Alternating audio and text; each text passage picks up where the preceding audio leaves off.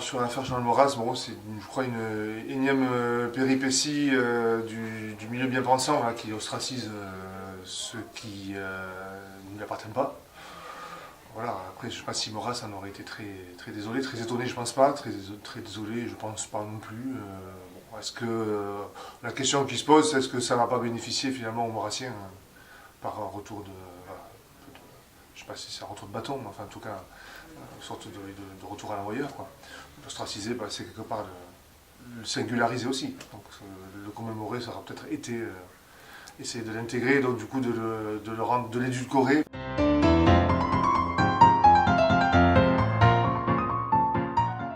En fait, je connais très mal la pensée de Maurras.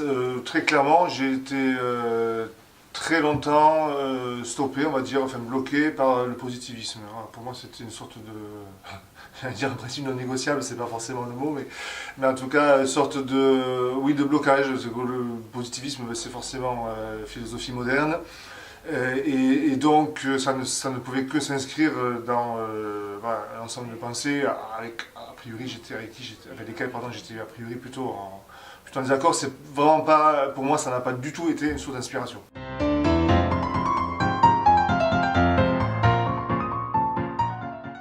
Là, en l'occurrence, c'est quand même la tradition française, donc un peu le premier positivisme, c'est-à-dire l'héritage d'Auguste Comte, qui est en fait une pensée aussi de droite, contrairement parfois à ce qu'on peut penser. Le premier à faire un appel aux conservateurs, c'est Auguste Comte, et donc qui est complètement moderne vraiment dans la base de sa pensée, c'est-à-dire qu'il est contre une transcendance, en tout cas, bon, bien sûr catholique, et il va contre l'Église catholique, il va contre la pensée traditionnelle sur la nature, donc son pensée grecque.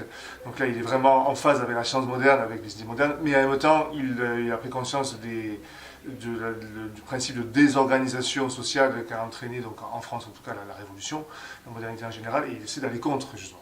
Et donc l'appel aux conservateurs, c'est essayer de...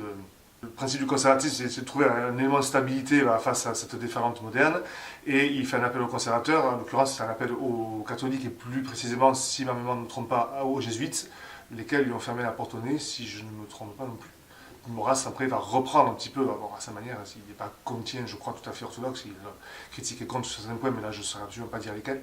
Mais il va réitérer quand même cette sorte d'appel aux catholiques, qui là, pour le coup, va être beaucoup plus entendu, puisque si lui, bon, se serait converti dans son lit de mort, enfin, il n'a pas été catholique toute son existence, en tout cas, vraiment officiellement, oui, de fait. Par contre, l'entourage, bien sûr, de Maurras a été quand même, je crois, très majoritairement catholique.